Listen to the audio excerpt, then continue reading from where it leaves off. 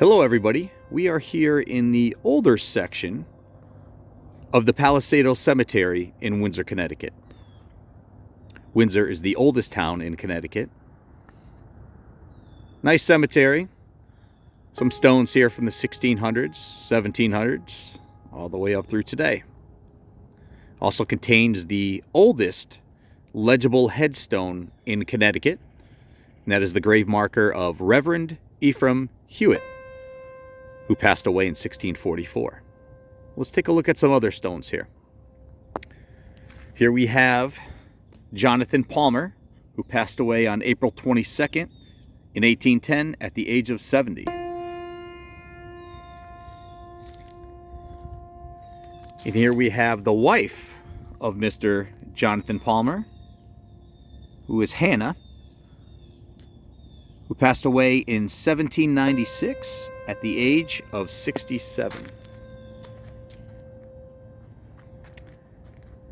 And here we have a joint headstone in memory of Captain John Palmer and his wife Deborah. Captain John Palmer died in 1794 and his wife passed away in 1797. You'll see a lot of brownstone headstones here, which are typical for the 1700s in Connecticut. Here's a lot of Palmers here. See a more modern, tall grave marker here for a family. Now I want to take a look at this monstrous headstone. Very rare to see one this big. This is of Timothy Mather, Dr. Timothy Mather, who died April 5th, 1788 at the age of 34. Gorgeous. It's almost 7 feet tall. See if you can read this here.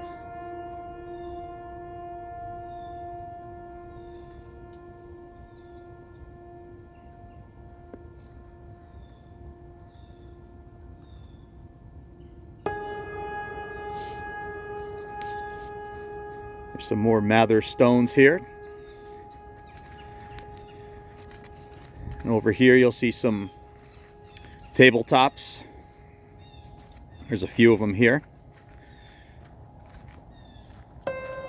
See if we can read this one.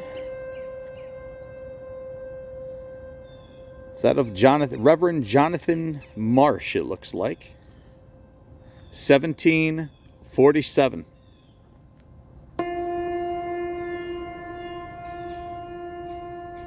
Really nice. Could stand a cleaning, but this thing looks like there's some repairs done to it. Brownstone's in good shape. It should look a little bit better and a little more legible after a cleaning. And here we have pastor of the church, Sam Mather, who died in 1727 or 28. As you can see right here, it actually has 7/8, it's saying.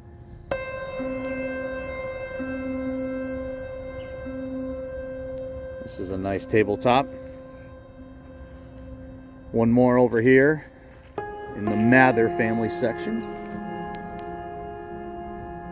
This was Dr. Samuel Mather, who died in 1745 at the age of 68. A lot of doctors in this family, it seems. This is the third one that I've seen in the Mather family section.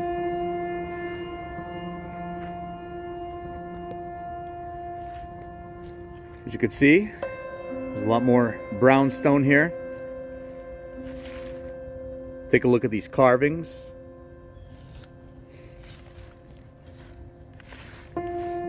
Now this brownstone here looks to me like it was attempted. There was a cleaning, and Clarina Mather here, who died April 3rd of 1811. Looks like somebody might have cleaned this and used the wrong product to clean it. You see that a lot.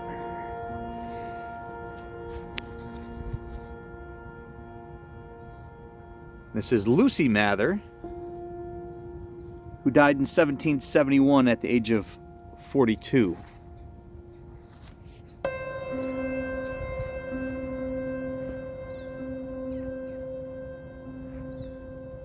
Head over here, take a look at some of these other stones here. Okay, so the England-Spain War. Nathaniel Hayden, colonial troops, died November 14th of 1803 at the age of 94. Wow, that's a lengthy life to live back in during those times. 94. Looks like there's some Phelps here, some Haydens. Here's Anne Phelps, who died October 29th of 1854 at the age of 89. Another tabletop over here.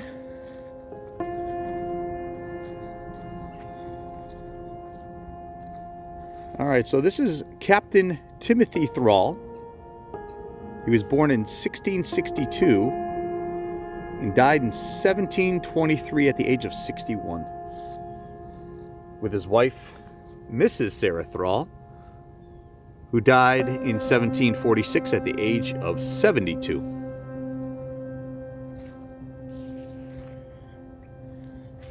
This is another headstone. I'm starting to see a few of these that look like somebody attempted to clean them and they didn't know what they were doing.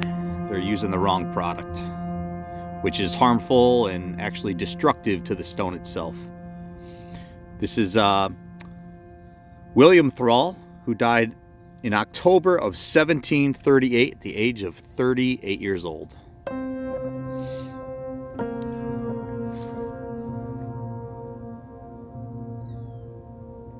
And I know some of the film that you're seeing on these stones is efflorescence. It's but there is some damage from some cleaning products that I'm seeing here.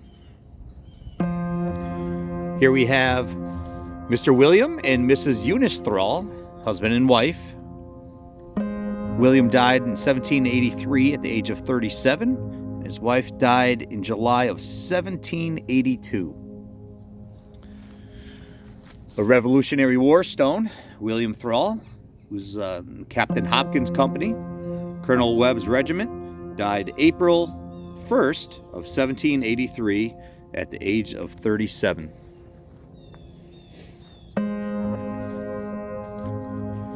There's another England-Spain War, Captain Roger Newberry, colonial troops, died May 6, 1741 at the age of 35.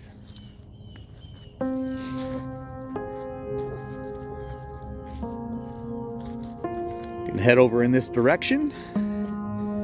Check out a couple more of these brownstones. Here is Mrs. Elizabeth Ellsworth,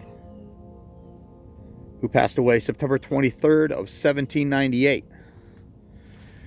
Now, a lot of these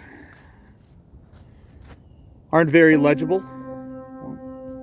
You can see some of these are starting to degrade to the point where it won't be long before there's not much left here. You can see the bowing on this headstone here, and it's just starting to crumble. I mean, brownstone is sandstone, and as well as craftsmanship was during this time, some of these just fall apart. Time takes over. This is Captain David Ellsworth, who passed away in March of 1782 at the age of 73.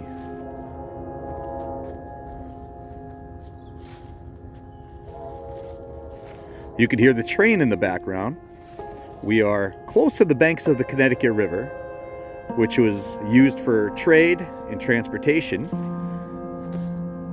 during the colonial times, all the way through the 1800s when the railroad took over, which was built right on the banks of the river.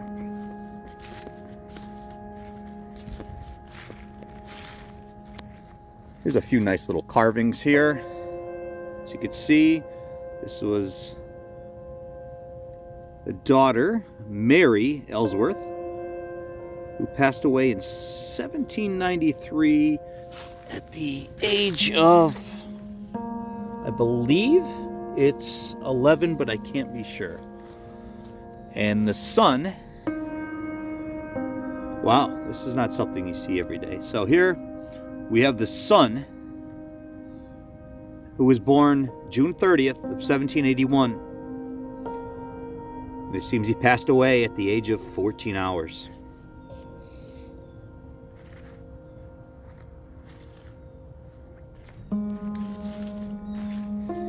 There's more Ellsworths here.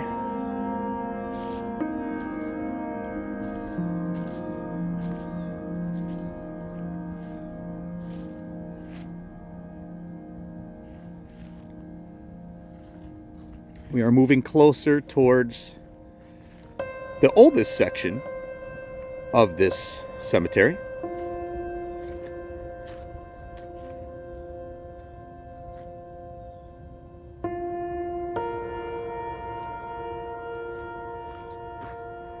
Here is a newer one. When I say newer, it's probably was one here before and it fell apart or whatever and it was replaced by this. Mr. Benoni Bissell, who died August 26, 1761, at the age of 72.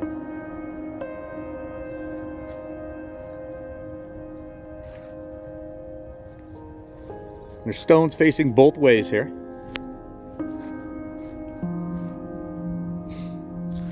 Here we see the son of, I think it's Josiah, who passed away in August of 1750 at the age of 6 years, 2 months, and 3 days.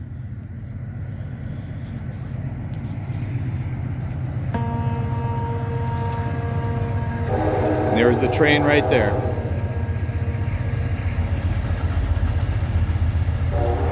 All right, we're going to wrap this up by taking a look at the oldest one in the cemetery and the oldest one in Connecticut that is still legible, excluding Native American stones, and most of those, all of them, are not marked.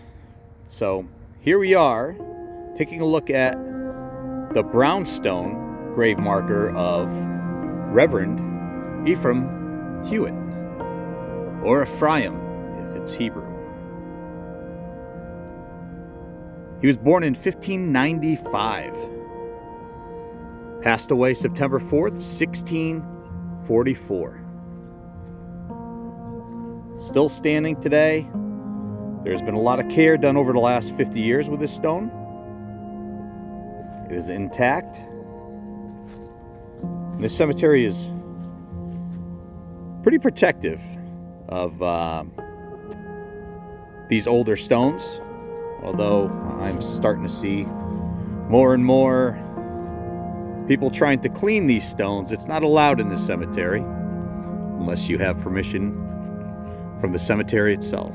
So thanks for joining me at the Palisado Cemetery here in Windsor, Connecticut. I'll do a second part of this pretty soon. Thanks for your support and have a good day.